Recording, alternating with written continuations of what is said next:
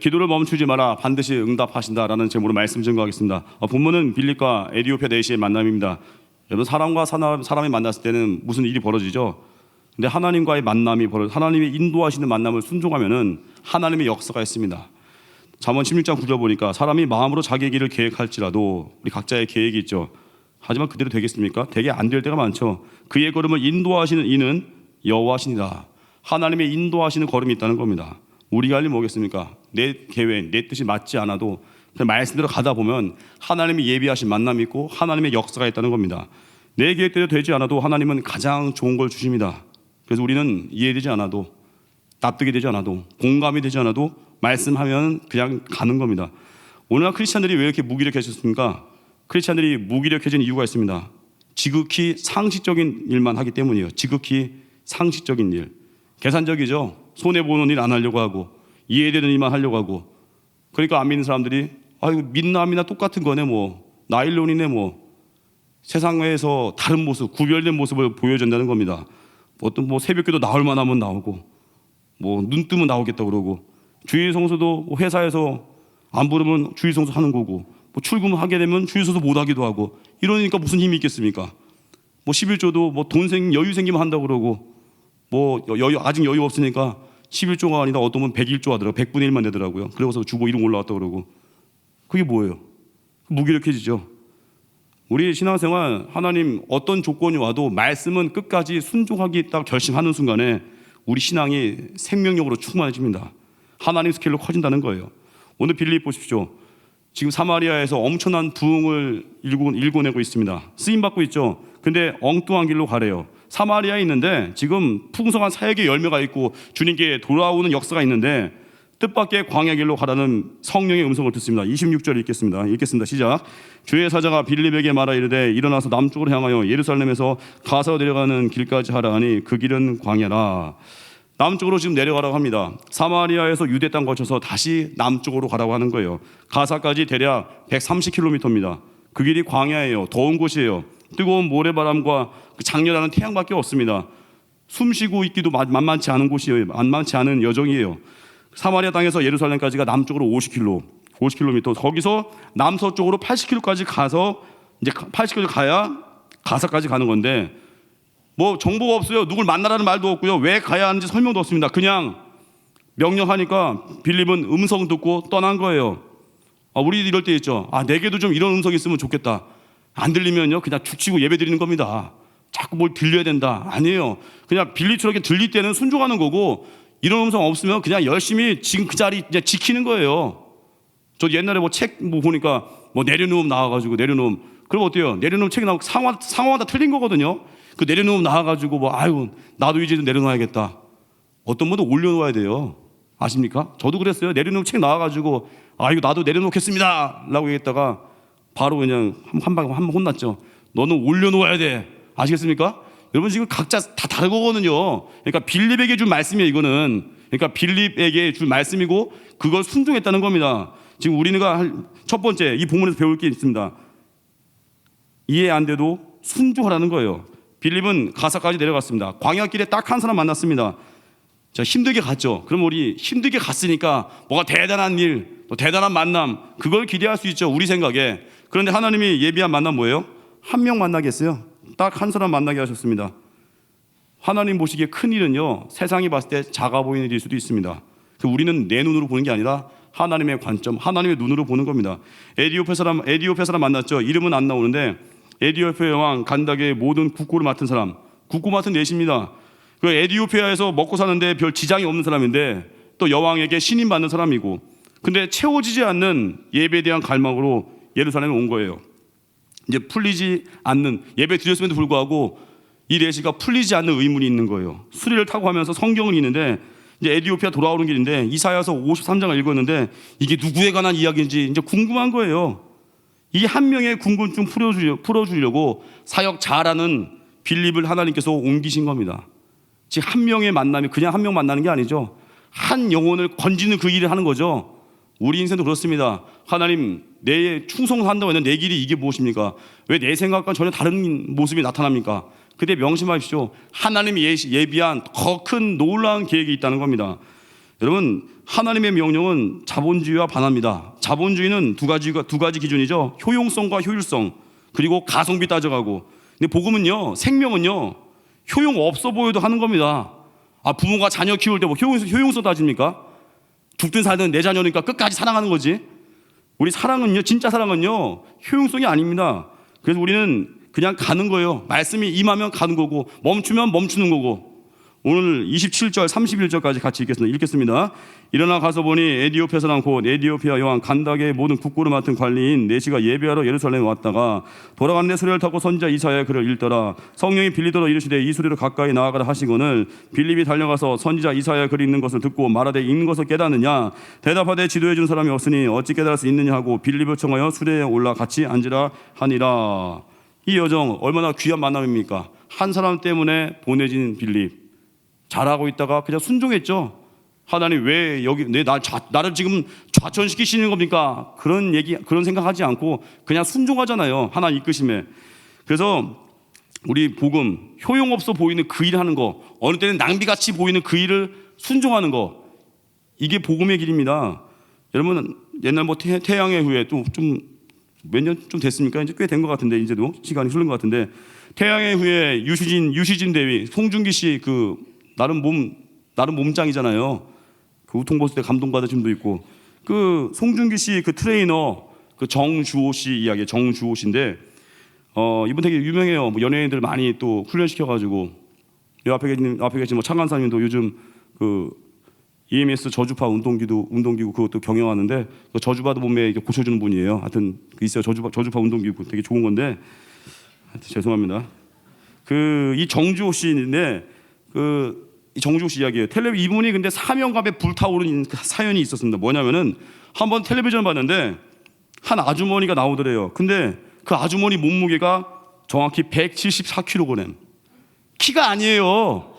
몸무게 174. 그럼 어떻게 돼요? 그 웬만한 성인 여자분 한 세 명인가요? 50kg 곱하기 해서 50kg 됐나요? 한 174kg. 엄청나죠? 진짜 몸이 이런 거예요. 근데 이 여자분이 정상적인 생활이 불가능하고 또 아픔도 있어요. 또 남편과 이혼도 하고 아이들은 학교조차 안 다니고, 이 아주머니가 절망을 해가지고 막 울고 절망을 해가지고 막 자살까지 하려고 마음을 먹었더래요. 근데 이 모습 보고 이분이 정주호 씨가 엄청 울은 거예요. TV 보다가 저분 불쌍하다. 그리고 내가 도와야지 하고 그 연천에 있는 어느 아주머니래요. 연천까지 찾아가서 차로 4시간 30분 차로 연천 찾아가서 같이 운동하자고 했대요. 근데 처음에 마음을 안 열더래요. 상처가 크니까. 근데 이 한 명 살리려고 이 트레이너가 7개월간 찾아가서 또 대화 시도하고 또 기도하면서, 또 크리스찬이거든요. 기도하고 기다렸대요. 근데 또 갈 때 뭐 운동기구 가져갈 수 없잖아요.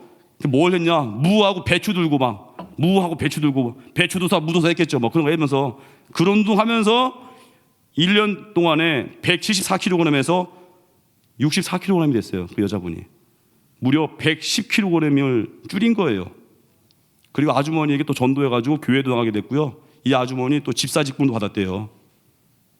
한 사람을 위해서 낭비 같아 보이죠. 이 트레이더가 한 명 때문에 거기에 가서 무 들고 배추 들게 하고, 사람들이 주변에 그랬대요. 저 미친 짓 아니야? 저 뭐 하는 낭비냐고. 근데 이게 사랑이에요. 이게 복음 정신입니다. 한 사람 때문에 이렇게 희생할 수 있는 거, 예수 믿는 자만이 할 수 있는 거예요. 세상은 흉내는 낼 수 있습니다. 하지만 오래 못해요. 믿는 자는 끝까지 할 수 있다는 거예요. 낭비 같아 보이는 그 일. 저도 이게 진장으로서 이 주일 예배를 많이 빠지거나 코로나 때문에 두려움 때문에 예배 못 나오신 분들 권면하러 신방을 다니잖아요. 이상하게 신방 갈 때마다 다 먼 거리인지, 그분들이 코로나 때문에 안 오는 건지, 멀어서 좀 쉬려고 안 오는 건지 알 수가 없는데, 지난번에는 저 경기도 안산 쪽에 신방을 갔습니다. 직장 다니는 분과 점심 때 만나기로. 왕복 3시간이거든요. 근데 실제적으로 만날 수 있는 시간 딱 1시간이에요. 직장인들 바쁘잖아요. 딱 1시간 만나기 위해서 전 또 제 차가 없으니까 지하철로 왕복 3시간 타고 1시간 만나려고 갔다 왔죠. 권면하고 격려해주고, 그리고 그 주 주일날 예배드리러 왔을 때 제 마음에 밀려드는 이 벅찬 감격들, 그게 사랑입니다. 우린 그러죠. 왕복 3시간이면 거길 왜 가? 전화신방 10명이나 할 수 있는데. 그게 세상 경제 논리입니다. 효용성, 효율성, 가성비. 근데 내가 만나야 될 때가 있어요. 어느 때는 정말 예수님이 삭개오로 찾아가셨던 것 같이 내가 만나야만 하는 영혼이 있을 때 3시간이면 어떻고 10시간이면 어때요? 그냥 가는 거지. 내게 맡기신 영혼이라면. 그 사랑입니다. 여러분 요즘 누구에게 집중하고 있습니까? 물론 하나님께 집중하고 있는데 하나님께 집중하고 이제 이웃이 보여야 되잖아요. 여러분 집중해서 지금 돌보는 한 영혼이 있습니까? 한 사람에게 집중하고 생명 거는 영성, 그게 우리에게 필요합니다. 요즘 뭐 교회가 커지면 안 된다고 막 사람들 막 비난하죠. 왜 그래요? 생명을 집중 안 하고 자꾸 사람 숫자만 세가지고 자랑하니까 사람들이 비난하는 거지. 여러분 한 사람에게 집중하잖아요. 그럼 교회는 커지게 돼 있어요. 한 명에게 정말 생명 거는 사람이 나오면요, 교회는 커지는 겁니다. 한 사람에게 집중하는 모습.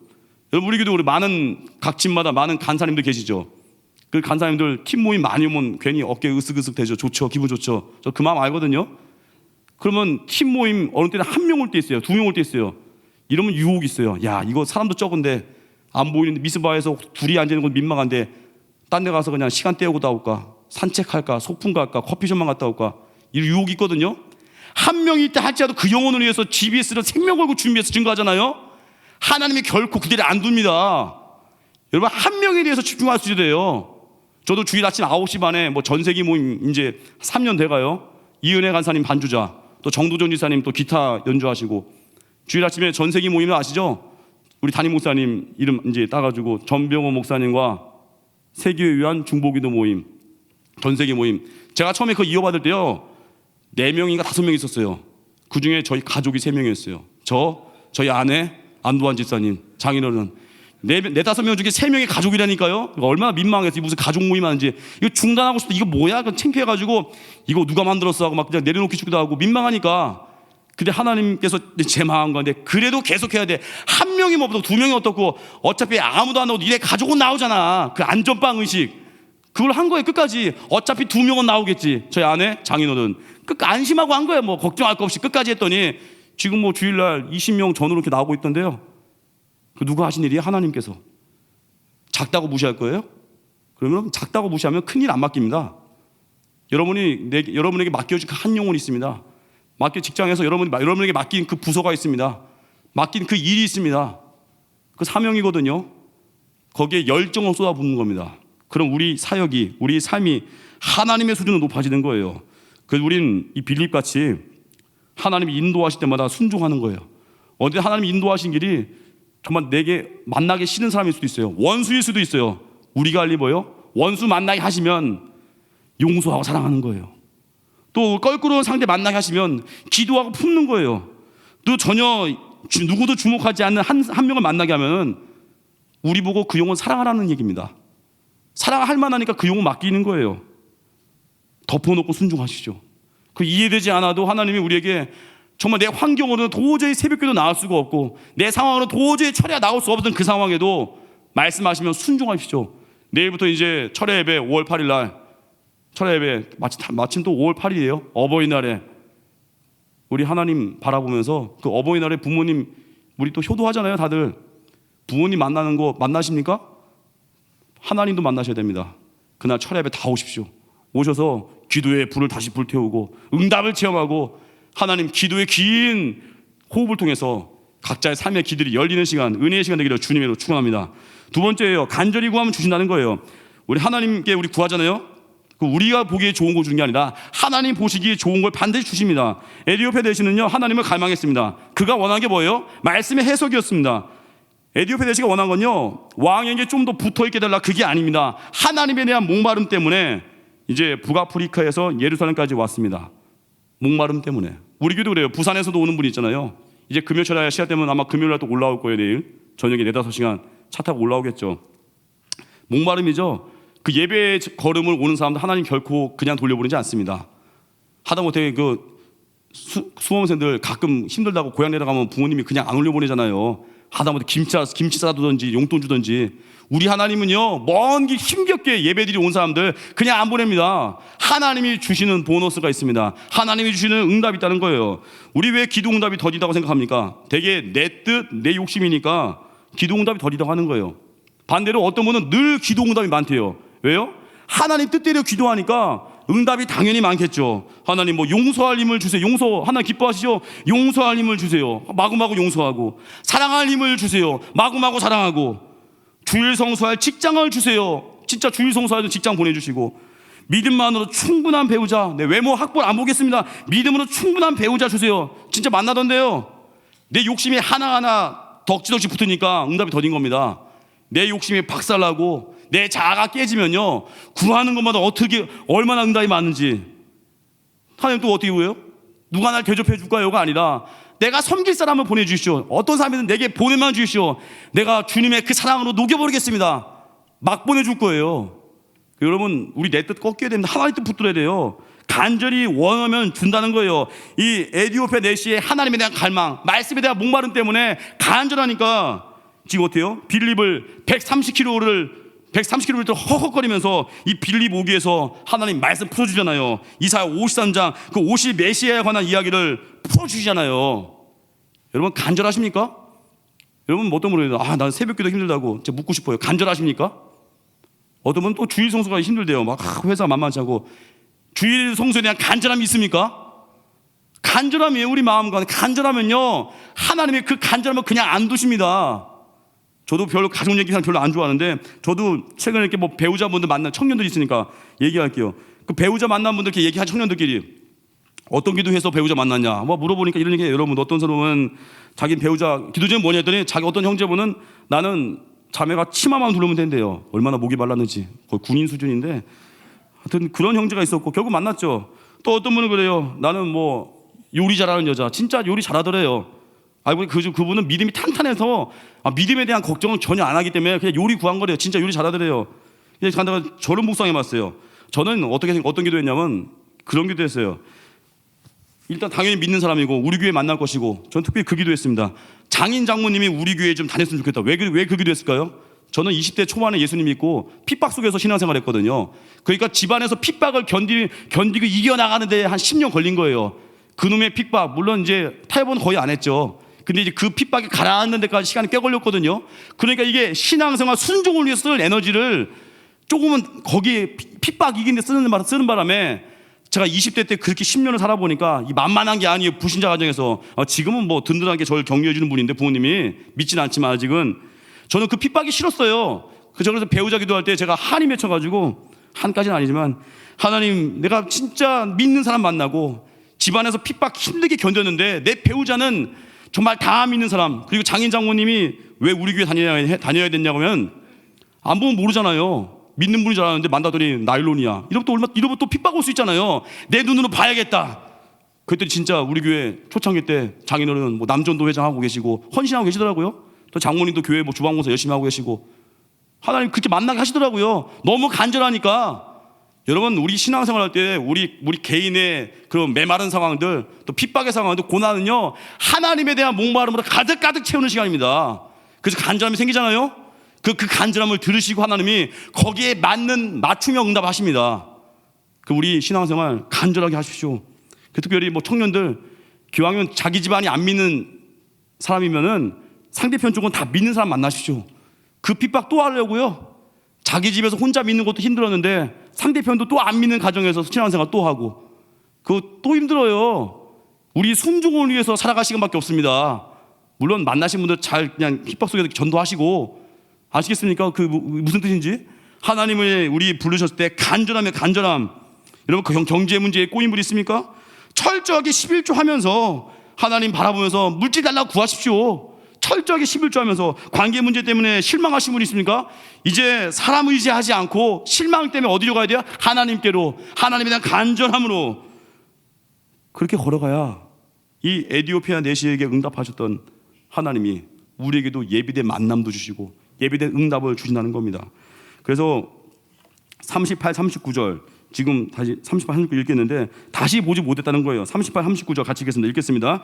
둘이 물에서 올라올새 이에 다시 읽겠습니다. 38, 39절 다시 읽겠습니다. 이에 명하여 수레를 멈추고 빌립과 내시가 둘 다 물에 내려가 빌립이 세례를 베풀고 둘이 물에서 올라올새 주의 영이 빌립을 이끌어간지라 내시는 기쁘게 길을 가므로 그를 다시 보지 못하니라. 세례도 베풀었죠. 적극적으로 또 세례도 받는 의지도 있었고 근데 뭐예요? 그를 다시 보지 못하리라. 지금 보세요. 빌립은요, 다시 보지 못할 이 한 사람을 위해서 130km를 온 겁니다. 다시 보지 못하고, 그리고 어떻게 봤어요? 단 한 번 볼 사람, 단 한 번 보고 다시 만나지 못할 사람을 위해서 130km를 온 거예요. 이게 뭐예요? 이게 비효율성이에요. 이게 사랑이에요. 이후에 에디오페넷이 에디오피아 영적 부흥이 물꼬를 트는 그런 사람이 됐겠죠. 하찮아 보이는 그 한 명이 위대한 일을 한 겁니다. 그래서 우리는 이렇게 살아야 돼요. 내가 이해할 수 없는 명령, 때로는 좌천되는 것 같고, 때로는 실패한 것 같고, 때로는 비효율적인 것 같고, 그 상황 속에서도 여전히 주님을 예배하는 겁니다. 병원에 가셨습니까? 거기서 낙심할 게 아니라 전도하면 돼요. 재수생 있습니까? 노량진 가서 전도하면 돼요. 직장에 때로는 내가 원하는데 못 가신 분 있습니까? 이미 간 곳에서 그곳에 예배를 심고 전도하십시오. 증거의 기회를 만드십시오. 하나님은요, 좋으신 분이라서 우리가 죽는 그 순간까지도 최상의 걸음으로 우리 인도하십니다. 그래서 우리는 실패한 상황이 하나님에 대한 갈망으로 채워지는 시간이고, 우리가 실망하는 그 시간이 예배에 대한 목마름으로 가득가득 채우는 시간입니다. 절대 그냥 돌려보내지 않습니다. 예배에 생명 거십시오. 저도 지난 금요일 새벽에 참 특이한 경험을 했습니다. 지난 금요일 새벽이었죠. 뭐 아신 분도 아실 겁니다. 새벽 예배 전에 5시 반쯤에 우리 교회에 어떤 자매님이 오셨습니다. 업소에서 일하시던 분인데 거기를 탈출했다고 하더라고요. 그 생활을 하고 싶지 않다고. 사람들이 많이 자기를 가지고 논대요. 무시당하고. 그래서 저는 5시 반에 갑자기 처음에는 이제 황원 목사님한테 왔다가 황 목사님 또 이제 온도 체크에 사명을 집중하셔야 되니까 저한테 넘기셨어요. 넘기셔가지고 또 제가 상담을 했죠. 목회자분하고 상담하고 싶다고. 상담하는데 마음이 아프더라고요. 지방에서 그 보육원 출신이에요. 부모님 얼굴도 모르는 분입니다. 보육원 생활하다가 서울로 상경해서 직업 소개서 통해서 직장 얻었는데 엉뚱한 길에 간 거예요. 알고 보니 그분 원래 크리스찬이었어요. 근데 물었어요. 어떻게 우리 교회 왔습니까? 새벽에 이 시간에 왔습니까? 도망 나오다가 여기 교회 불빛을 보고 들어왔대요. 그리고 몸에 온통 술 기운이 쩔어 있고 또 뱃속에 애가 있대요. 누구 자녀인지도 모르는 애가 있대요. 그래서 내가 뭘 도와주면 되겠습니까? 했더니 고향 갈 차비가 좀 필요하대요. 그래서 차비 생각하다 보니까 일단은 새벽 예배 전이라서 예배 드리시고 일단 식사부터 하시죠. 그렇게 하고 예배 끝나고 다시 만났어요. 차비를 좀 줘야 될 것 같은데 그때 제 마음에 이거 뭐 당연히 차비 주면은 물론 믿어야겠죠. 근데 마음 가운데 잠깐 제 마음에 스탑하고 기도가 하고 싶었어요. 잠깐 본당에 들어와서 한 5분 동안 그분을 어떻게 도와야 될까? 그 환난당한 그 자매님을 어떻게 도와야 될까? 기도하던 중에 하나님이 주셨던 마음이 이거였어요. 안전하게 길을 인도해 주라고. 그래서 어떻게 했냐면은 여지사님 2분을 초청을 해가지고 저 혼자 갈 수는 없으니까 여지사님 2분을 초청해서 그 여자분을 이제 강남 터미널까지 데리고 갔어요. 그때 또 한 남자 집사님이 택시를 불러주시고 또 결제까지 또 하셨더라고요. 남자 집사님 도움도 없고 또 여지사님 2분과 저 3명이서 그 여자분을 택시 태워서 강남 터미널 가고 또 돈을 주면 또 그분이 또 술 쩔어 있어가지고 또 술 사 먹을 것 같은 유혹이 있을 것 같아요. 돈 주면 안 되겠다 싶어가지고 아예 표도 끊었어요. 어떤 여집사님이 표를 끊어주셨어요.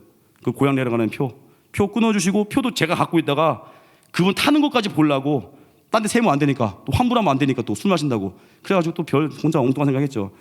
버스 기사님에게 표 보여주면서 이분 표라고 기사님이 찍고 그 여자분 올라가는 걸 다 봤어요. 그리고 버스 타기 전에 그 여자분을 위해서 같이 합심기도했어요. 여집사님 2분과 제가 그 여자분을 위해서 합심기도했습니다. 고향 내려가서 믿음 생활 잘할 수 있게. 그 여자분이 그랬어요. 저한테 자기 고향 가서 그 보육원 근처에 장로교회가 있대요. 그 교회 다시 다니고 싶대요. 그리고 아버지가 누군지 모르는 애지만 잘 키우고 싶대요. 그렇게 축복 속에서 축복해주고 버스 타는 거 보고 타는 거 확인하고 나서부터 그때 제가 지갑이 열리더라고요. 제 돈 한 2만 원 줬어요. 이거 가서 찜질방 들려서 씻으시고 보육원 찾아가십시오. 그렇게 버스 타서 보내고 이제 본당에 이제 다시 교회 와서 본당에서 기도하다가 그 기도가 나오더라고요. 하나님 이 여자분 룻과 같이 역전의 인생이 되기 바랍니다. 그 기도가 나오더라고요. 망한 시어머니 나오미를 봉양하려고 가장 비천해 보이는 이삭 주기를 최선을 다하다가 보아스 만난 그 룻과 같이 이 여자분 이제 고향 가서 새롭게 다시 시작하고 믿음 생활도 시작해서 룻과 같은 반전의 역사, 보아스 만나는 그런 은혜의 역사가 있기를 바랍니다. 막 그 기도가 막 나오더라고요. 그날 참 기분이 행복히 좋았습니다. 왜요? 하나님이 보내준 그 한 명에 대해서 기꺼이 시간을 드렸거든요. 그리고 동역자가 있었거든요. 함께 갔던 여지사님 두 분 너무나 기뻐하셨고 그날 하루 동안에 너무나 그 여운을 잊을 수가 없습니다. 우리 한 명 사랑하는 겁니다. 한 명을 깊이 사랑하면 우주를 품을 수 있습니다. 예수님께서 걸으셨던 그 십자가의 길, 가장 낭비 같아 보이는 십자가의 길 아니겠습니까? 죄 없는 그분께서 하나님의 아들이 원수인 우리 위해서 죽으신 십자가 사건, 가장 낭비 같아 보이는 그 사건, 십자가 사건이 우리를 죄에서 건져주셨고 우리에게 영원한 생명길로 가는 그 통로를 열어주셨습니다. 이 십자가의 은혜가 우리 삶 가운데 강같이 흐르고 그 사랑받은 자녀의 확신 가운데 세상을 살아갈 때에도 담대하게 살아가는 하나님 백성 되기를 주님의 이름으로 축원합니다. 자리에 전환하겠습니다. 기도를 멈추지 마라 찬양하겠습니다.